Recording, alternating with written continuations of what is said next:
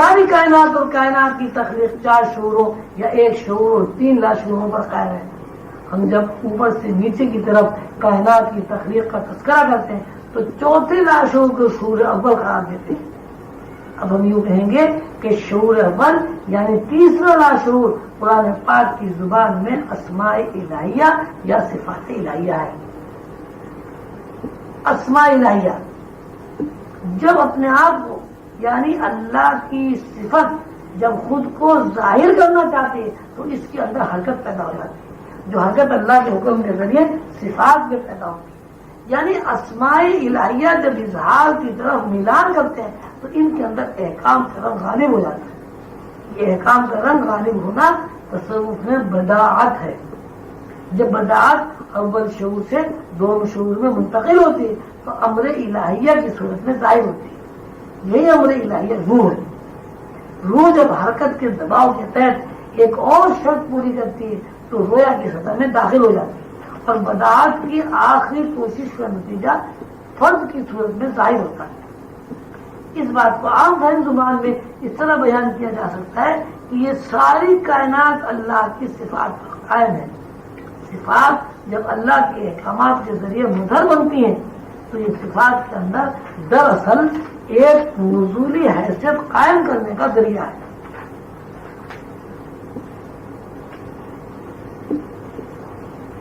ان صفات میں جب حرکت پیدا ہوتی ہے تو یہ حرکت کن کے ذریعہ پیدا ہوتی ہے، کن امر الہیہ ہے۔ یہ سلسلہ ازل سے قائم ہے اور ابد تک جاری رہے گا۔ صفات کے اندر جب حرکت پیدا ہوتی ہے تو خد و خال اور شکل و صورتیں رونما ہوتی ہیں۔ یہ خد و خال شکل و صورتیں 3 مراحل سے گزر کر مادی خد و خال اور شکل و صورت میں ظاہر ہوتی ہیں۔ کائنات کی ایک صورت یہ ہے کہ اللہ نے جس طرح کائنات کو بنایا، کائنات بحیثیت مجموعی ایک جگہ پر قائم ہے۔ کائنات بحیثیت مجموعی اس طرح موجود ہے کہ کائنات میں موجود اشیاء ایک دوسرے کے ساتھ پیوست اور ایک دوسرے سے گڑبڑ ہے۔ یعنی ہم دیکھتے ہیں کہ کائنات کا ہر ذرہ موجود بھی ہے اور ہر ذرہ دوسرے ذرے میں پیوست بھی ہے۔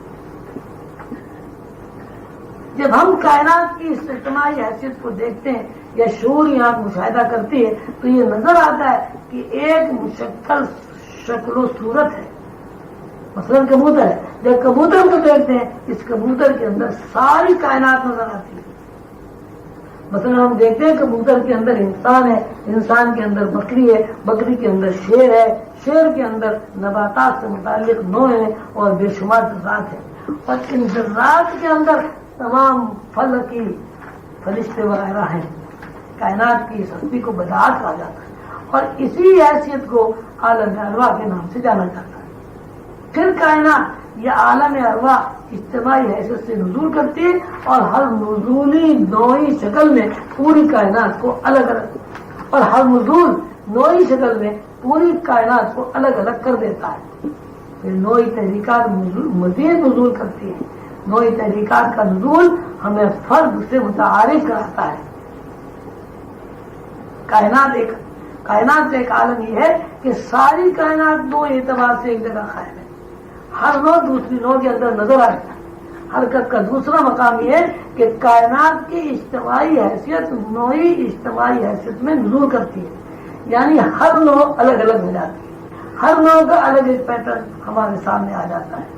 تیسری صورت میں تیسرے نزول میں ہر نوع نزول کر کے انفرادی حیثیت میں خد و خال کے ساتھ مادی اجسام کے ساتھ ظاہر ہو جاتی ہے۔ انہیں مادی اجسام کو موالید ثلاثہ کہا جاتا ہے۔ موالید ثلاثہ نباتات، جماعتات اور حیوانات کو کہتے ہیں۔ یہ بات آپ سب حضرات کو اچھی طرح ذہن نشین کرا دی گئی ہے کہ ساری کائنات دراصل ایک علم ہے۔ علم اگر نہیں ہے تو کائنات نہیں ہے۔ علم کی لسان اللہ کی صفات یا اسماء الہیہ ہیں۔ ہم جب علمی نقطۂ نظر سے غور کرتے ہیں اور ان تحریکات کو سمجھنے کی کوشش کرتے ہیں جن تحریکات پر کائنات قائم ہے تو یہ کہنے پر مجبور ہے کہ فرد بداعت کی محدود ترین شکل ہے۔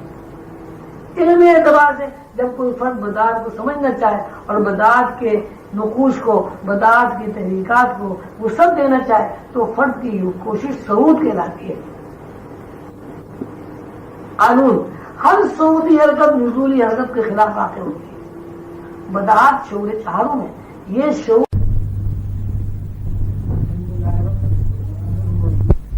کہلاتی ہے.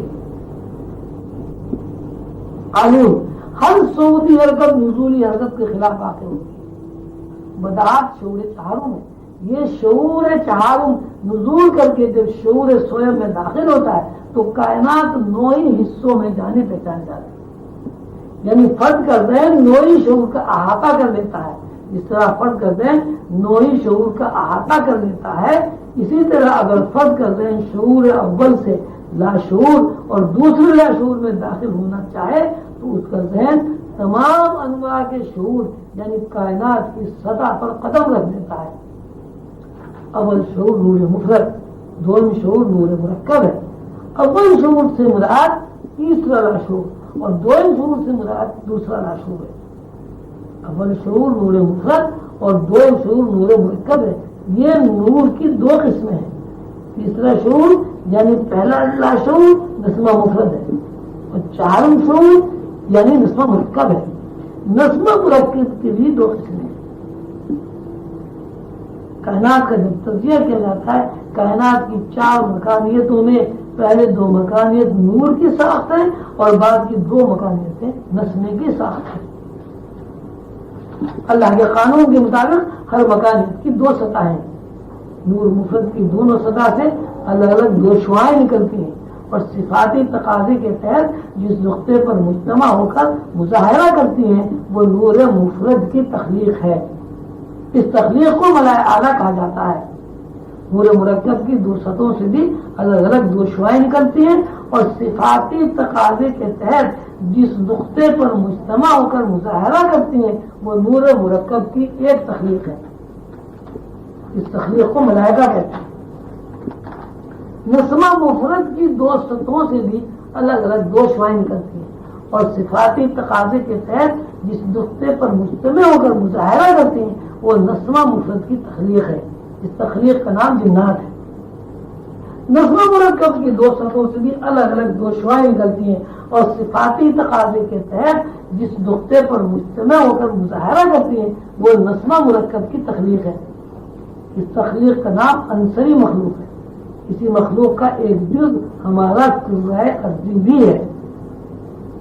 اس بات کو اس طرح بیان کیا جاتا ہے نور مفرد کی تخلیق ملائے اعلیٰ ہے، نور مرکب کی تخلیق ملائکہ ہے، نسمہ مفرد کی تخلیق جنات ہے اور نسمہ مرکب کی تخلیق عنصری مخلوق یا ہمارا کرۂ ارضی ہے.